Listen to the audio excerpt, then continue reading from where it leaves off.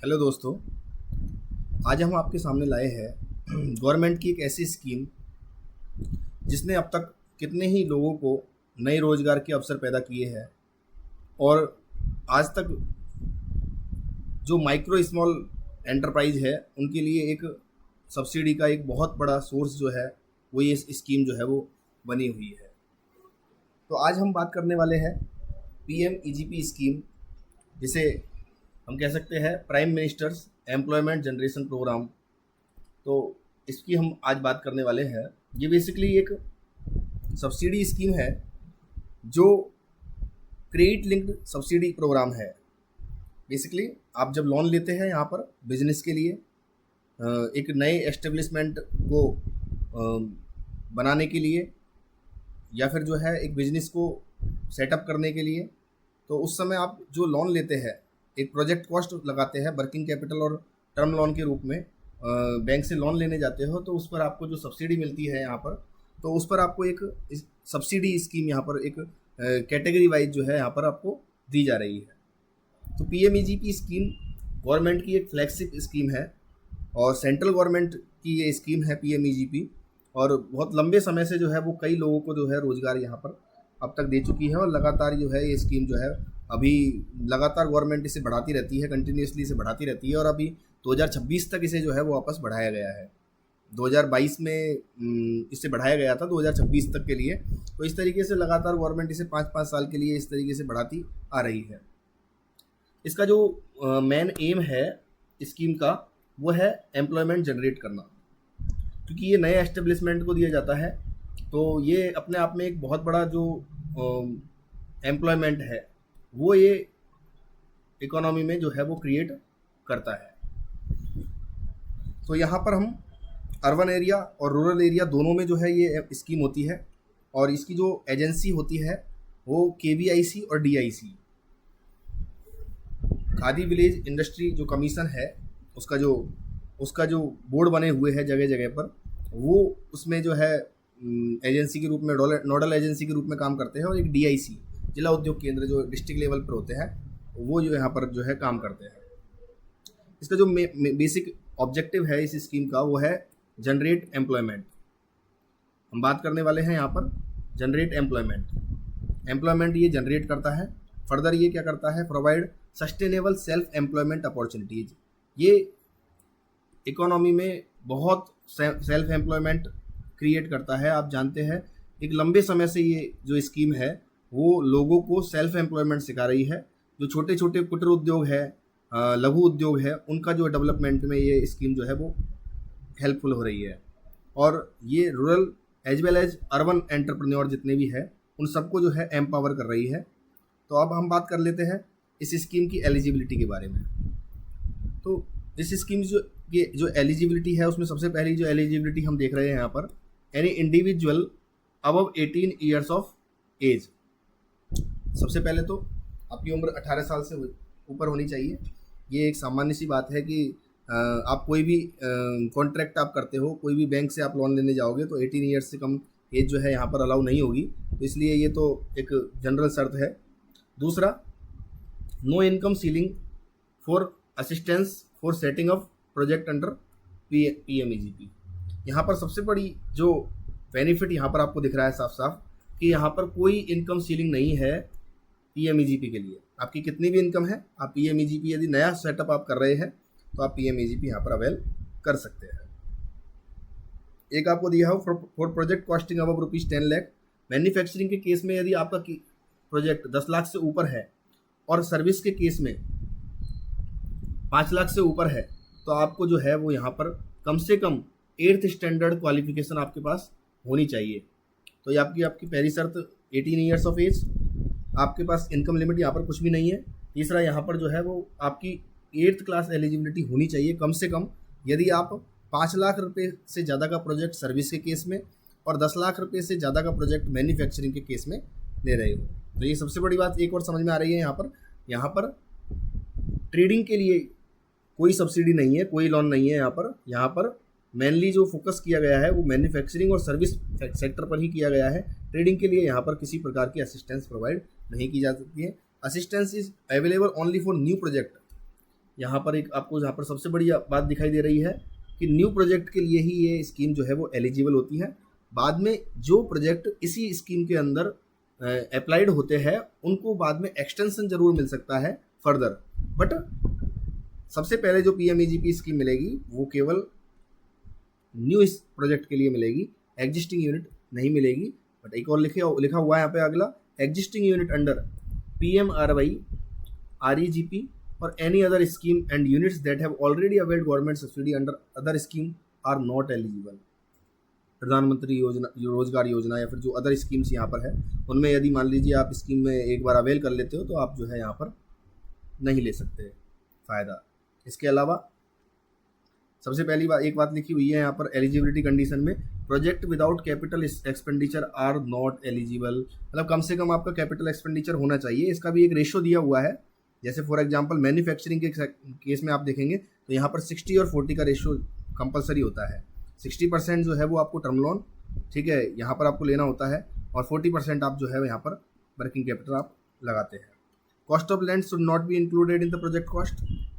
यहाँ पर लैंड पर कोई लोन नहीं दिया जाता, लैंड पर कोई सब्सिडी नहीं दी जाती, इसलिए कॉस्ट ऑफ लैंड को आप प्रोजेक्ट कॉस्ट में शामिल नहीं कर सकते। यहाँ पर आप बिल्डिंग शामिल कर सकते हैं, कंस्ट्रक्शन शामिल कर सकते हैं, अपना फर्नीचर शामिल कर सकते हैं, प्लांट एंड मशीनरी आप शामिल कर सकते हैं कैपिटल एक्सपेंडिचर के अंदर, बट कॉस्ट ऑफ लैंड जो है वो यहाँ पर नहीं आ सकती। वर्किंग कैपिटल के लिए भी यहाँ पर एक सर्टेन परसेंटेज पर आपको वर्किंग कैपिटल लोन भी यहाँ पर मिलता है, जो आप WCTL की टर्म में भी ले सकते हैं, वर्किंग कैपिटल टर्म लोन के रूप में भी ले सकते हैं, और साथ में आप जो है यहाँ पर आप प्योर CC के रूप में भी ले सकते हैं। PMEGP is available to all new viable micro enterprises including village industries project except activities prohibited by local government authorities and activities indicated in the negative list. आपको नेगेटिव लिस्ट हम बताने वाले आगे, तो उस लिस्ट में जो एक्टिविटीज आती है वो सभी जो है वो PMEGP अवेल नहीं कर सकती है, या फिर गवर्नमेंट ने या फिर जो लोकल अथॉरिटीज़ है उसने जिन प्रोजेक्ट के लिए जिन एंटरप्राइज या बिजनेस के लिए जो है वो अलाउ नहीं कर रखा है, तो उनको भी जो है आप PMEGP के अंदर नहीं कर सकते। इसीलिए यहाँ पर एक कंडीशन होती है कि आपको जो है यहाँ पर लोकल जो भी आपका बेसिकली लोकल अथॉरिटी होती है या फिर पंचायत होती है, वहाँ से आपको यहाँ पर NOC जो है वो बेसिकली यहाँ पर लेनी होती है इस चीज़ के लिए, वो इसीलिए यहाँ पर दी हुई है क्योंकि कारण क्या है, आप कोई प्रोहिबिटेड एक्टिविटीज़ ना कर रहे हो। इसके अलावा बिजनेस और trading activities in the form of sales outlet may be permitted in specific areas. हाँ, ट्रेडिंग एक्टिविटीज़ यहाँ पर वैसे अलाउ नहीं होती है, बट कुछ स्पेसिफिक एरियाज के लिए यहाँ पर आपको बिजनेस और ट्रेडिंग एक्टिविटीज़ ये हो सकती है, वो हम आगे बात करेंगे। Transport activities for tourist general public transportation will be allowed with A ceiling of 10%। तो 10% एक्सपेंडिचर आपका ट्रांसपोर्ट एक्टिविटीज़ के लिए हो सकता है टोटल आपके बजट में। आगे हम बात करने हैं, the following list of activities will not permitted under PMEGP। मैं अभी बात कर रहा था आपको जस्ट पहले कि नेगेटिव लिस्ट के बारे में, तो हम नेगेटिव लिस्ट पे आ चुके हैं। तो कुछ इंडस्ट्रीज़ है, कुछ एक्टिविटीज़ है जिनको नेगेटिव लिस्ट में यहाँ पर डाला गया है, जिन पर जो है जिन बिजनेसेस के अंदर आप यदि काम कर रहे हैं तो आपको PMEGP में आप सब्सिडी अवेल नहीं कर सकते हैं। तो यहाँ पर बात आ रही है एनी इंडस्ट्री और बिजनेस कनेक्टेड विद मीट, जो स्लॉटरिंग हाउस है उससे जो इंडस्ट्री है वो यहाँ पर किसी प्रकार की सब्सिडी अवेल नहीं कर सकती। प्रोडक्शन, मैन्युफैक्चरिंग और सेल ऑफ इंटॉक्सिकेंट आइटम्स, जो जहरीले पदार्थ है उनमें जो काम कर रहे हैं, जैसे बीड़ी है, पान है, सिगार है, सिगरेट है, इन सब में जो मैन्युफैक्चरिंग कर रहे हैं या फिर इनसे रिलेटेड जो बिजनेस है उन सब में जो है यहाँ पर एप्लीकेबल नहीं होगी PMEGP।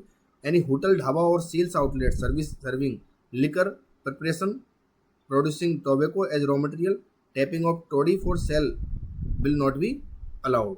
ये सारे जो है यहाँ पर अलाउड नहीं होगा, बट सर्विंग और selling non vegetarian food at hotel, dhaba will be allowed.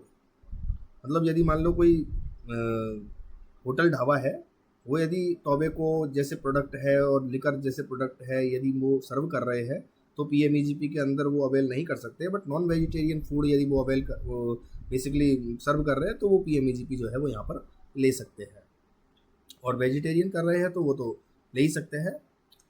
Activities prohibited by local government authorities keeping in view environment और socio economic factors will not be allowed. यदि मान लीजिए लोकल अथॉरिटी जो है उसने किसी एक्टिविटी पर जो है बैन लगा रखा है रीजन बीइंग कि वहाँ पर कोई पॉल्यूशन उससे फैलता है, तो वो जो है वो पीएमईजीपी के अंदर सब्सिडी अवेल यहाँ पर नहीं कर सकते। तो यहाँ 3 कंडीशन हमने बता दी। आगे हम चौथी कंडीशन पर चलते हैं, यहाँ पर अगली कंडीशन पे।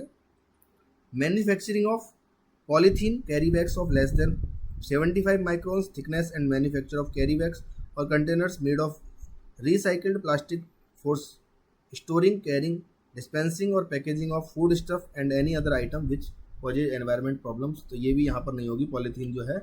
आगे any industry business connected with cultivation of crops, हाँ ये जो फसल उगाने का जो कार्य है वो यहाँ पर अलाउड नहीं होगा।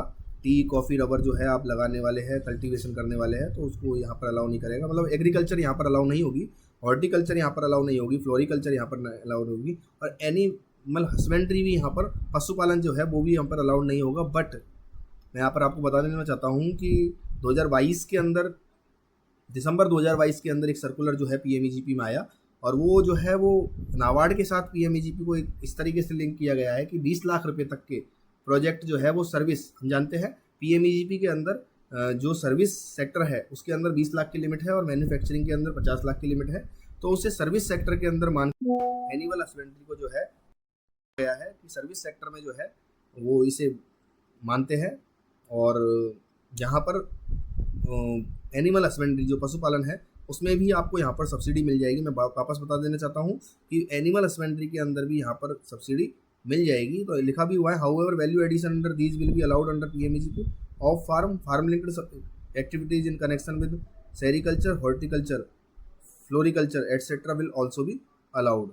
तो ये जो है इसकी वैल्यू एडिशन यदि आप करते हैं इन फार्म्स में तो वो अलाउड हो जाएगा। और इसके अलावा एनिमल हस्बेंड्री जो है वो 20 लाख रुपए तक जो है पशुपालन जो है एक्टिविटी उसको अलाउड कर दिया गया है यहाँ पर।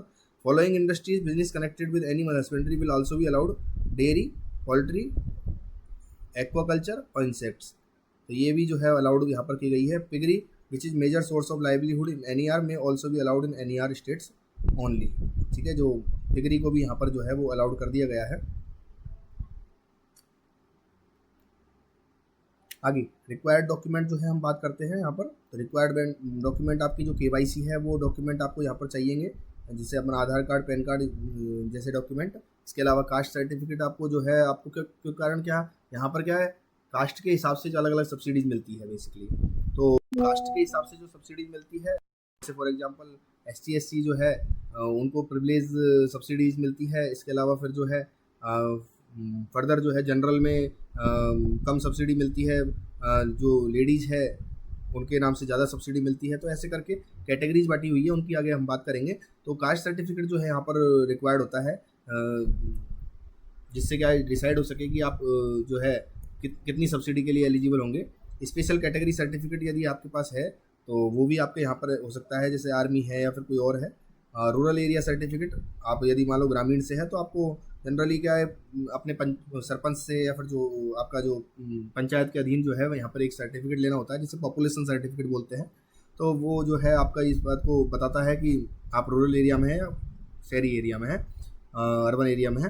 प्रोजेक्ट रिपोर्ट आपको यहाँ पर चाहिए होती है, एक DPR आपको चाहिए होती है, जो पीएमईजीपी के फॉर्मेट में होती है या फिर जो है अदर फॉर्मेट में भी हो सकती है। इसके अलावा एजुकेशनल जो आपकी क्वालिफिकेशंस है, आपकी सर्टिफिकेट्स हैं, वो आपको चाहिए होगी। मैं पहले ही बता चुका हूँ 8th क्लास तक जो है यदि आप हो तो ऐसे केस में आप केवल मात्र जो है सर्विस के केस में 5 लाख और मैन्युफैक्चरिंग केस में 10 लाख तक की जो है प्रोजेक्ट कॉस्ट तक जा सकते हैं।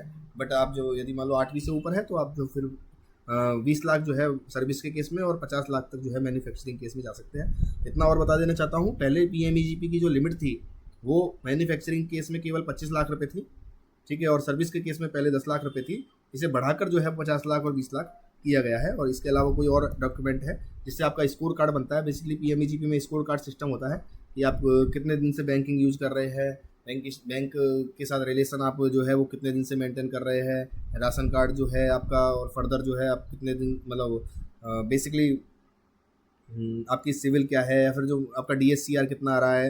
ऐसे बहुत सारे जो आपके जो मानक होते हैं, उन मानकों के आधार पर आपका स्कोर कार्ड बनता है। तो स्कोर कार्ड के आधार पर आप जो है एलिजिबल होते हैं बैंक लेवल पर। बैंक उसका स्कोर कार्ड देखती है। इसके अलावा एप्लीकेशन प्रोजेक्ट प्रोसेस की बात करें तो सबसे पहले जो है project proposals will be invited from potential beneficiaries at district level through various media. मतलब जो है गवर्नमेंट एजेंसी जो है KVIC या DIC जो है यहाँ पर जो है अपने एडवर्टीजमेंट के माध्यम से, या फिर जो है सुओ मोटो एप्लीकांट भी जो है वो जानकारी ले सकता है चीज़ों की। तो उसके आधार पर जो है वह नोडल एजेंसी जो है सेलेक्ट करके उस पर अप्लाई कर सकता है। ऑनलाइन एप्लीकेशन जो है वो मैंडेटरी होगी यहाँ पर, no manual application will be allowed. But अभी जो पीएमईजीपी का अभी जो एक सर्कुलर जो है आया है, उसमें फिजिकल एप्लीकेशंस भी जो है वो अलाउड होगी, जो नहीं भर सकते हैं उनके लिए। बट ऑनलाइन एप्लीकेशन जो है वो ज़्यादा इजी होती है, और उसको जो हम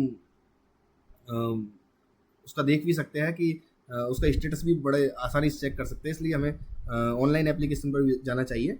सेपरेट ऑनलाइन एप्लीकेशन फॉर्म जो है वो इंडिविजुअल्स के लिए यहाँ पर होगा। और एक और बात बता देना चाहता हूँ, यहाँ पर इंडिविजुअल एप्लीकांट ही एलिजिबल होंगे पीएमईजीपी में।